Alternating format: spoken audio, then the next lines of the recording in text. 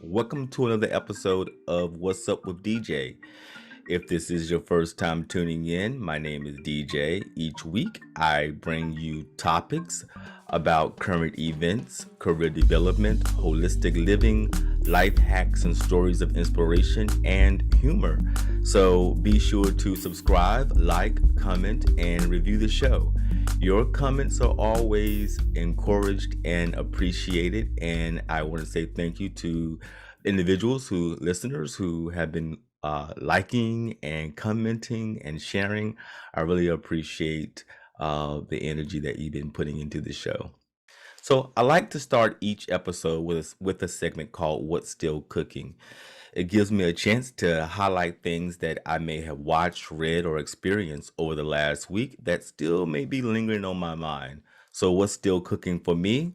So, I recently saw a new video from Iggy Azalea. She is a rapper. She had a hit song some years ago named Fancy, but she has a new video out now called I Am the Stripclub.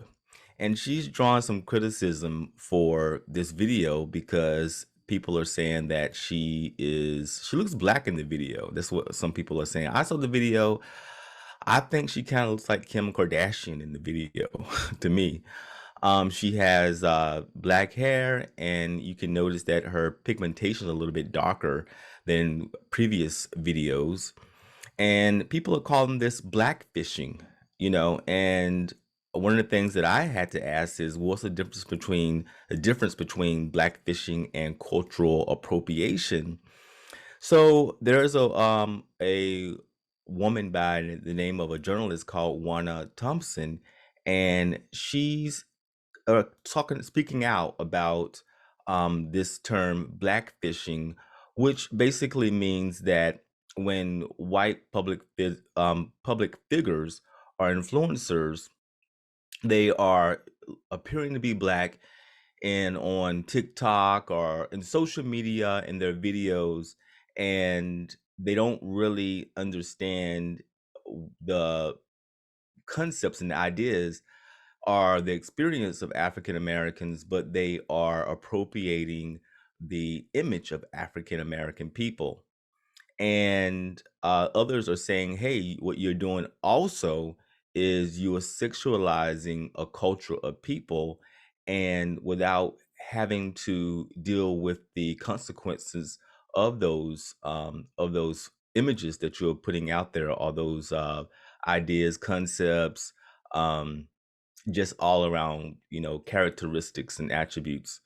When I guess non-black people or non-colored people are tanning their skin excessively or to attempt to achieve some kind of ambiguity, wearing hairstyles and clothing trends that have been pioneered by black women, they are sort of appearing to be in blackface. This is not a a one-sided thing. People have also criticized Little Kim for appearing to for lightening her skin, and other individuals in the mainstream that have appeared to have lightened their skin. I think even some years ago, Beyonce was accused of this as well in some of her ads for CoverGirl. So this trend of darkening your skin, lightening your skin in order to perpetuate a certain demographic is something that has always plagued the black community in a way that has led to some dysfunction and some dis-ease in the African American community. So, do you feel as though celebrities are TikTok or social media influencers changing their skin coloring, darkening their skin, or projecting African American attributes just to get attention is a problem? I'm sure most African Americans would say yes, that is a problem, because the reason why I think a lot of African American people are,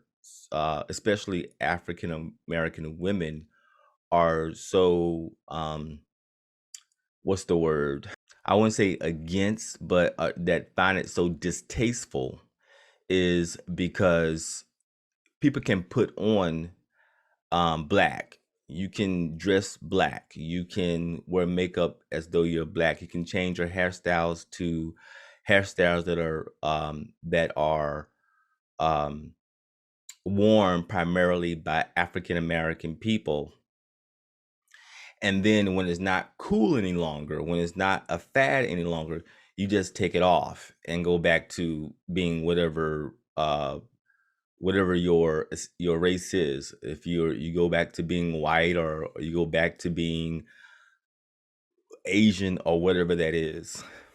But African Americans can't take black off. You can't, when it's not cool any longer, you can't take black off. Especially when you're pulled over by the police, you just can't take black off. You're black. You're African American. So you're going to be that 24 hours, 7 days a week. Is not going to change. So that's the issue that we're dealing with here, is that people are taking the image of African Americans and utilizing it their own way to gain profits and gains. And African Americans, after they have utilized it and moved on to something else that's cool, we're dealing with the repercussions of what they have placed into pop culture. That's the issue that a lot of individuals are having, and a lot of the images that you're seeing are heavily sexualized in a way. And African American women don't feel like, I want you to take my image, heavily sexualize that image, and then walk away from it when I'm dealing with the repercussions of it years after you've walked away from that image. So that's a big problem as well. Another issue is, we all know what happened to rock and roll. Rock and roll was something that was created by Black people in old clubs, old speakeasies, and it was taken over by white culture. It turned to rock and roll, turned to heavy metal, and it just is at a place where African Americans don't even listen to rock and roll any longer, where it was something that actually came from African Americans, and no one gave credit where credit is due. So that's another issue, when individuals that come to a culture, take ideals from it, and then make their money and never give credit where credit is due. So that's also a big problem that African Americans have with people cultural appropriating African American culture, because you're not giving your credit. There's been so many African Americans that have not received credit for the things that they've created, and not a holler, not a mention, nothing. And so we have to go back and read all this history just to find out who actually created. And then sometimes those individuals who created the thing that another race has come in and appropriated die broke. This is the sadness of it, and um and sometimes you see individuals wearing dreadlocks that are non-black, or wearing braids. And I've heard people, I don't know, I haven't had this experience myself, but I've heard that if you came to court and you had dreadlocks, or you had cornrows in your hair, then you were not going to be seen that day. You needed to be wearing what was considered European aesthetics in order to be seen in court. You could not wear dreads. You could not wear your hair in cornrows. You couldn't go in there with kente cloth on, African garb. You have to go in there with a suit or a dress, with your hair perm pressed, or cut very short, or like I have my hair cut. And that's how you got seen that day by the judge. And then years later, there are people who are making lots of money, who are non-black, making lots of money because they are appropriating a fad, a style, well, for them, it's a fad. It's just a style. But for us, it's something that we have to wear and to be proud of because that's something that was actually considered to be a bad thing before the maybe even in the 70s. I don't think until maybe the 80s and our late 80s and 90s when you start seeing people wearing uh, cornrows as a positive thing. I know back in the day was a movie called 10 and actress, I can't remember the actress's name, but um 10 and she had cornrows in her hair. And this, made it sort of mainstream cornrows in that movie 10. And the thing about it is that that movie makes no mention to where that hairstyle came from. There's no mention of that it was African American. It came from American descent. Cornrows and people who have struggled to wear their hair at work the way that they would like to could not. And then when a white person wears their hair in the same fashion, then she's a 10. So that's the issue and the problems that people have. It brings up a whole lot of negativity when African Americans see individuals taking, and really what it all boils down to is this, is basically stealing. Is someone who's non-black coming in, stealing your culture, and then claiming it to be their own, making millions of dollars off of it, maybe even billions off of it, and leaving the people who created it basically broke. It's like a resurgence or a repeating of history with even the cotton gin was created by African American man. And because he died broke because he knew nothing about patents. So he didn't know anything about patents. I mean, he's a slave. So some other person who's non-black or white person came, put a patent in for that creation and made millions of dollars. Probably if you were to look at how much money in terms of what the capacity of money is now, in terms of what that money equates to in this time period, maybe even billions that he made from the cotton gin and never gave any credit to the person who created it, never gave him any money that I know about. So this is the same thing over and over again. When someone is stealing something from a culture, don't give it credit, don't recognize it, don't put money in the hands of the people who created it, and move on as if it's theirs. And then after they have utilized it to death, then they move on to something different to continue making their millions. And basically, African Americans are tired of it.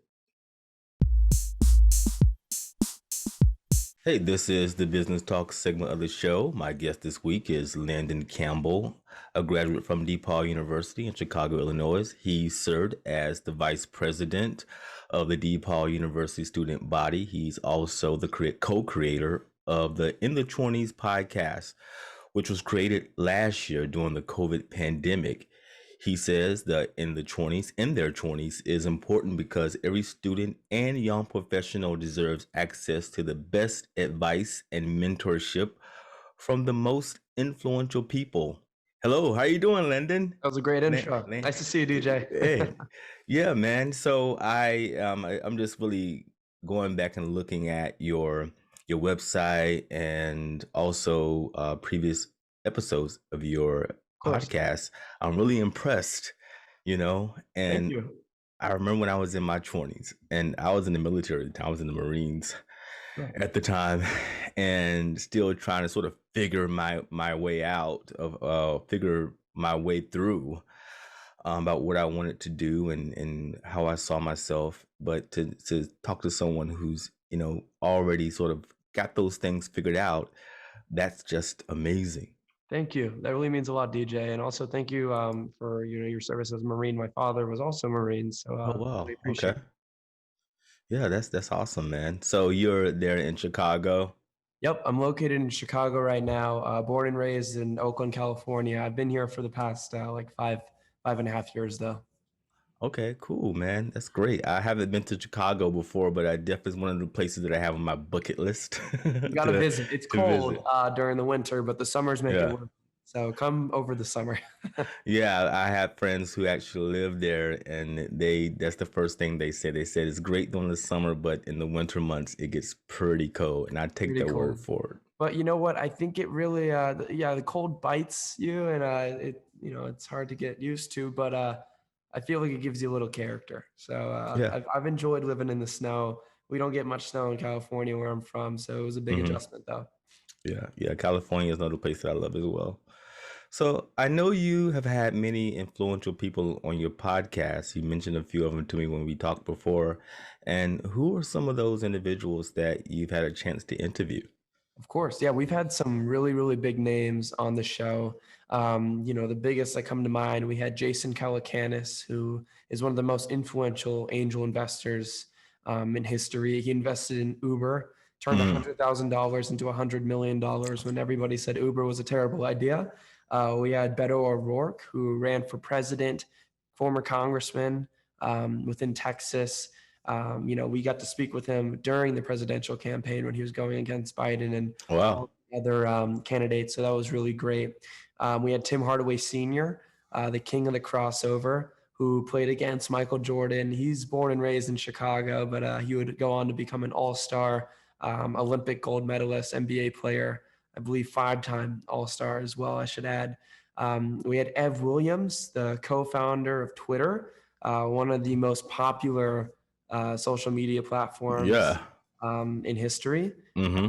He grew up on a farm in Clarks, Nebraska, and built this thing that everybody is familiar with, from celebrities to athletes to world leaders to politicians. So everybody uses Twitter, including myself. Yeah, me too. Yep, and most recently, we haven't shared this episode yet, but Steve Wozniak, the co-founder of Apple, started Apple in his 20s with Steve Jobs. He was, a lot of people say, the brains behind Apple. He developed the Apple One and Apple II computer for the first 10-ish years of Apple. Was where all the revenue came from. So there would be no Apple, obviously, without their co-founder, but there would especially be no Apple without Steve Wozniak. No, no, it would not. And I think Steve Jobs was amazing too. Rest in peace. But I think that I have an iPhone right now. Yeah. I kind of go back and forth between Apple and Google, but it just seemed like it's better because I have a Mac computer now. So I'm like, well, I want all my devices to all sort of speak to each other. My iPad speak to my Exactly. iPad, speak to my iPhone, and my iPhone speak to my Mac. So that's one of the great things about having sort of when you're sort of indoctrinated to all these different devices, you want to sort of kind of have them all talk to each other.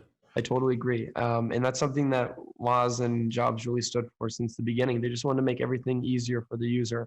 Hmm. Woz is still candid about that. He, hates when technology is too complicated. He wants the human experience to just be, easy Hmm. Hmm. through technology, through all these products. He's still So very critical on the company, but, he told me that he buys Samsung products sometimes just to try them out. But yeah, I'm sure. he's an Apple man.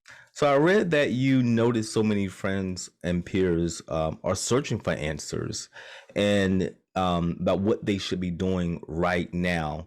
And so, what is it that you feel are some of the things that your peers should be doing right now? Yeah, that's a great question. And, I love that you bring up this quote. We started in their 20s to find those answers because a lot of our friends, classmates, peers, people we knew were just losing their jobs. Hmm. It was the beginning of the pandemic, we Right. did this podcast and we were graduating from college, Michael and I.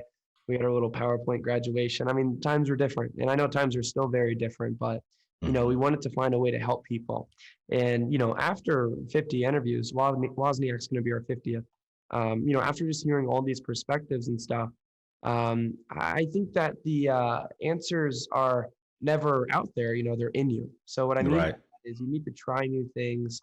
You need to not be afraid to take risks. And even if, critics are saying that you shouldn't follow this journey, shouldn't follow this passion, you got to push through that. Hmm. Whether it's the restaurant tours that we've interviewed, to the poets, to the entrepreneurs, to the athletes, at one point in their life, because I'm always trying to look for like common themes between every interview. They're all so different, but at one point of everybody's life, they were told not to do something that they're doing right now, but Mm-hmm. they followed their gut and they pushed through. And that really helped people. And I think the second thing also, this is advice that I got before starting the podcast and advice that I kind of get from everybody. Execution is key. You can talk about doing this and doing that, and I have dreams to do this, and I hope to be doing this one day, but you just got to do it. And I Mm-hmm. was in that place. Michael and I, we were talking about creating a podcast and like it would be cool. And it was a conversation that would come up every now and then. Mm-hmm. And, we spent a few months to brainstorm in their 20s, but someone came to me early and just said, start it. Just start it. You don't have to have everything figured out. Just start it and then start to create the path. Yeah, just do it. Right. I Exactly. definitely agree with that. Execution is so important because talking about it and actually doing it are two separate things, Yes, exactly. And so what I get from that, from your answer is that when it comes to what we should be doing is, actually fulfilling and doing those things that we're talking about, not just talking about them and then, it just being about talk, like Exactly. make Yes. sure No, that you're actually 100%. you know so recent college graduates, and because of the pandemic, are finding it really a harder time finding a job right Yes. now than I'm sure that, it's not easy finding a job anyway, when you're fresh out of college, but I know this pandemic has just added another level of difficulty from that. So what's the best advice you can give to recent graduates on how to find a job and find opportunities during this pandemic that we're having? Of course. So I learned this while I was in college, and I've spoken a lot about this with people I've interviewed, but I got to live it. I had 10 internships when I was in college. Wow, man, that's a Yeah. lot. And the reason why, because I know that sounds a little excessive, but the reason why is just because I'm such a curious person. Hmm. And I realized something early, and that's that companies hire storytellers. What Yeah, I mean by yeah. that is you need to try new things. You need to just do unique jobs. I was a public relations major, but I had marketing internships, I had advertising internships, sales internships. I worked at huge companies, Fortune 500s that have been around forever. I worked at small startups that were like me and three other people. I just think that you don't want to like stick too much on like this quote unquote I don't want to say path because obviously everybody is on a path, but I feel like Hmm. sometimes there's too much pressure to just follow in other people's footsteps, or I have to be doing this and then I have to get this job and I have to get this promotion. I just think while you're young, you need to take as many different opportunities as possible. I Mm. think that's the biggest thing. So I will also add a disclaimer though. Yes, if you are a marketing person, probably doesn't, I mean, I don't know, maybe I don't know the answer to this, but like, I probably would be out of line if you're a marketing major to start taking cooking classes, unless like that's a passion. Yeah, right. My point is, you want to look for things that are kind of related, but Hmm. you don't need to do marketing. It's okay to do Hmm. marketing and explore different things. And I Hmm. learned that early, just like take advantage of different opportunities because by trying something new, you're going to create a story. You're going to create Right. an experience and a story, and that's what you're going to be able to pitch to companies. Yeah, I'm a career coach, so I do find those individuals who say, "Well, I've been all over the place. I've done so many things outside of I have jobs and opportunities that I've taken part of that had nothing to do with my degree, or even um, degree had nothing to do with their interest." Exactly. So, and they said, "Well, I'm trying to get back to what I really want to do." And I feel like my resume is all over the place. And I Yeah, always try to make sure they understand that every single experience that you had adds value towards what you want to do. Even though you may not clearly see that path, there is a path there, and there isn't any experiences that don't add value, but you have to be willing to embrace them, you know? totally agree. Yeah, no, that Yeah. was really well said.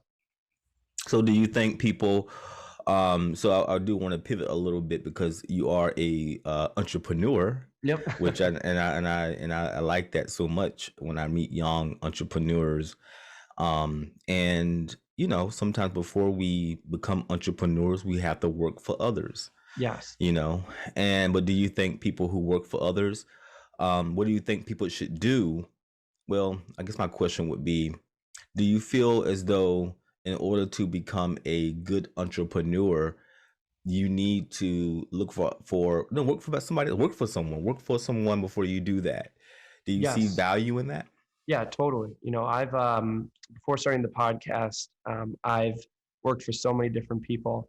But I think that there is so you can be an entrepreneur and have a company or like a business. You can work for yourself, but like also just larger than that, you got to have entrepreneurial spirit. Mm, So I could go the rest of my life, like working for people. There could be a version of myself where there's no podcast, never a business owner, but I would always have that entrepreneurial spirit. So what does that mean? That means just taking charge, taking lead, being the last one in the room to speak, as much leaders do, listen to others, finding ways to innovate and build. You can do that at any other company. You can do mm-hmm, that in whatever you do in life. Just being your own boss. Thinking of other ways, you can be your own boss. What time are you waking up in the morning? What are you working on? Are you building a mm-hmm, personal brand for yourself on social media? mm-hmm. You have control over your life. So I think that Right, like we all have an opportunity to be entrepreneurs. right. It doesn't have to be an entrepreneur on paper. We don't have to have companies. We don't have to, be small business owners, but we can all be entrepreneurs because we can all have that entrepreneurial spirit, if that Mm-hmm, makes sense. So like like run my life like a business, obviously. I know what's going on constantly, in building my network. I know what's going in, what's going out, and, I know like the people I'm connecting with. And, I know the things that I'm working on, projects, etc.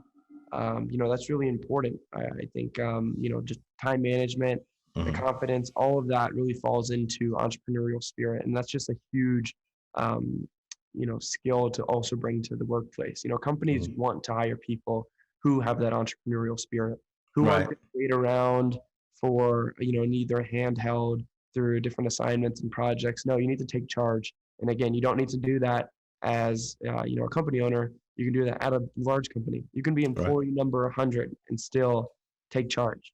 Right. Because I always say, to me, what I've learned, working for myself and also being an employee, being an entrepreneur has made me a better employee. So, what are the first steps people should take to starting or creating their own company or their own brand? Yeah, mapping it out.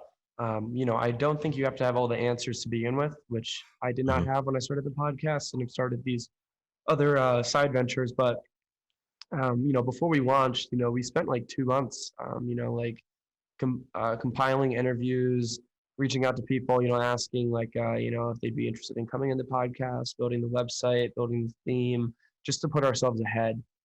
So, no matter like what I do in life and future projects, etc., I'm going to make sure like I know what's about to happen. I'm going to anticipate what that launch is going to look like. So mm-hmm, I'm never just going to have an idea tomorrow and like tell people about it the next mm-hmm, day. No, I mm-hmm. want to spend the time to map it out, and understand, logistically, how am I going to execute on this plan? But then you Right. just have to do it. So then again, like that's going back to my first point earlier. You don't want to spend too much time doing this because then you're never Mm-hmm. going to get started. Right. So again, like just start talking to customers. Start talking to people that about the idea. Like, would you purchase something like this? Like start to find people to work with. That's what I mean by planning it out, like actually executing the day one steps before you actually launch it. That's like the Mm-hmm, mm-hmm. biggest advice that I have. So, how do you network in order to create new business for your company? Yeah, so that's a great question. I've really, like networked just by being someone that isn't always looking for, like transaction. I think you want networking to be authentic.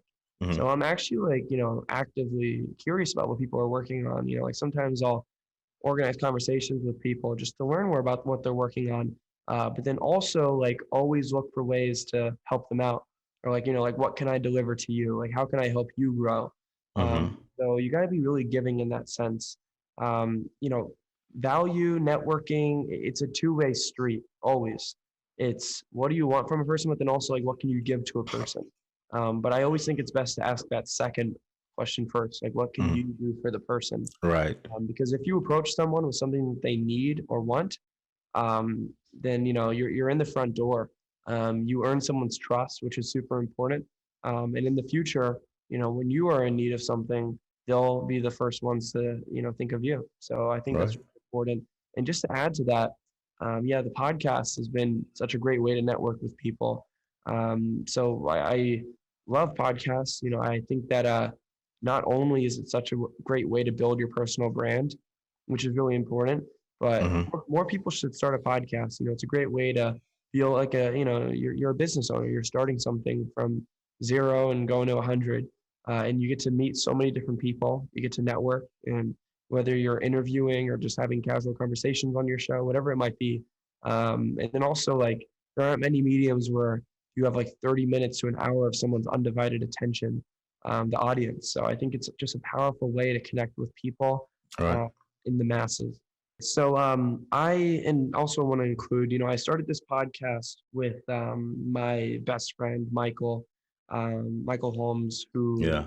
I grew up with in college. My roommate met freshman year. We went from the boys to men, together. We started this podcast together. Unfortunately, he did pass away in April from a short battle with brain cancer. But I'm really just Mm-hmm. focused on keeping this going to honor his legacy. But And what did he mean to you, to the in their 20s initiative, your campaign, and a little bit about um, how can they support the Donate for Michael campaign? of course, yeah. So Michael is in their 20s. He will always be a part of in their 20s. When I approached him with this idea early into the pandemic, which was just a casual conversation, he jumped on it and said, "Yes, let's do it." He had no idea. I had no idea. All the interviews that we would get, the types of people that we would have on the show, the general community of following, the global impact of our podcast. We never could have anticipated any of this, but we believed in each Mm. other and we knew that we were the guys that could do this with our past experience and just motivation to create something special. So I just feel extra motivated to, again, continue this. But it's for him. It's for him. It's for Michael. It's for my friendship with him. It's for my partnership. My business partnership with Michael. It's for the times and days and weeks that we spent working on this together, Mm-hmm. dreaming that one day we'd be interviewing someone like Steve Wozniak. Wow. So we're just going to keep this going for him. Mm-hmm. He'll always be a part of the podcast. Yeah, I'll definitely leave a link in the show description on if you want to support the Donate for Michael campaign. And I've read several articles about him that's on your webpage. And I'll also leave that as well in the show description. And how do individuals find you and reach out to you if they want to Of learn more course. about in their 20s podcast and the initiative that you're doing so well? Yeah, I'm everywhere. But if you really want to get a hold of me, I'd say Instagram. My Instagram is Landon. That's Landon 3 times. InTheir20s.com is the website for the podcast. We have a podcast social media following that's really great and large. So we're on Instagram at In Their 20s, or on Twitter at In Their 20s, LinkedIn at In Their 20s. The nice thing about our social media pages is that we post like exclusive little golden nuggets, Mm, of our interviews, stuff that you can just listen to in the morning and start your day off the right way. So mm. those are the platforms that, I'd recommend people reach out to me. Again, if you're looking for a personal conversation, check out my personal Instagram. But then again, like all the In Their 20s pages, you won't be disappointed. Yeah, I checked them out myself, and I really, you want more, because you have such great Thank you. images on your social media. So I'm like, oh wow, this is great. Give us more. Yeah, thank you. Appreciate that. So thank you for joining me, and I definitely be tuning more into the In Their 20s podcast, and I definitely want to be paying attention to you because I definitely think that I'll be saying great things from you as you start doing In Their 30s. you know. Thank you so So much, DJ. I really you're appreciate that. That welcome. means a lot. You're welcome. in our effort to bring you inspiration, hope, and humor, we've come to the Bright Side of Life segment of our show. And I was doing some thinking actually this morning, and I wanted to talk a little about faith. And Hebrews 11 and 1 actually says this. Everyone knows this. Well, I don't know if everyone knows it, but I'm quite sure most people have heard this verse before from Hebrews 11:1, where it says, "Now faith is the substance of things hoped for, the evidence of things not seen." And what's so interesting about that verse is very rarely do the Bible give us a whole lot of definition, like, blah, blah, blah is, but they actually like faith is blah, blah, blah, as though it's a definition. So it actually very clearly defines faith. And one thing that in order to have faith and the reason why I think this came up for me because I was thinking about wishful thinking and which I do not agree with wishful thinking. I believe that God loves you to have a plan, a clear plan. And but unfortunately a lot of people don't use their imagination. They don't have they can't really forecast, they can't out picture, they can't vision. And vision is so important because you have to be able to see beyond your eyes. I mean, eyes are important. I mean, you need to be able to cross the street. You need to be able to pick out the best food for your family. Eyes are really, really important, but sometimes we depend way too much on what our eyes can see. And it's important for us to be able to envision what we want in life and what we would prefer to have experience in life. So it has to be, you have to use something beyond your eyes. And we call it the sixth sense, you call it imagination, your third eye, your inner eye, your mind's eye. People call it these different things because they're trying to let you know that your eyes are very limited into what they can allow you to see. But this concept of faith and the definition of it, it's awesome. It explains the whole totality of the idea. It's a substance. And you go like, whoa, faith is a substance? A substance can get you locked up. A substance can get you put behind bars for having the wrong kinds of substance. In chemistry, there's a substance, but it says that faith is a substance. And the substance is things that are hoped for. So the things that you hope for is a substance. Now, what that substance is could be a lot of different things. I mean, you can go into science and say that science is, we have dark matter, what science don't really understand, so that could be a substance. Faith, imagination can be a substance. So it's actually quantifying, this verse actually quantifies that the things that you hope for is something that's quantifiable. And then it goes on to say that evidence of things not seen. So if something is not seen, what's evidence? What evidence are you talking about? So, but the evidence is this the out picturing, meaning that if you're hoping for something, that substance, whatever it is, will perform the evidence of the things that were not seen before. So even this verse is so profound that it actually talks about the past and the future, the substance and the things that are being hoped for, and then the evidence of the things not seen.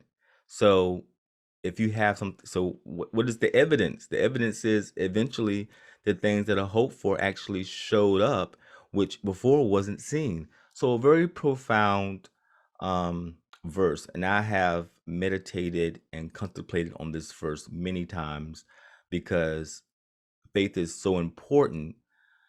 but not wishful thinking. It's just not the same thing. Wishful thinking and faith isn't the same thing. As I always say, God loves a plan. So tell me your thoughts on faith and what you've gotten out of that verse. And has it inspired you? Has faith worked for you? Has wishful thinking worked for you? Do you believe in creating a plan? So you can always reach me at dj@djcareercoach.com. You can always leave me a comment, or you can also write a comment in the comment section. I'm on YouTube. I am on Google Podcasts, Apple Podcasts, Spotify, and in many other platforms I am on. You can always shoot me an email at dj@djcareercoach.com. So that's our show for this week. I'm so happy you stayed to the end. I want to thank Landon Campbell for being our guest this week. I will leave his information in the show description, and also a link to the Donate for Michael Holmes if you'd like to support his Donate for Michael Holmes campaign. I will leave my links down in the show notes as well to my social media, and just remember to subscribe and like and comment and leave a review. And I always reply back to individuals who leave me comments and suggestions. So feel free to do that. I'll reach back around to you to say hello, or I appreciate that comment. Until next week, take care.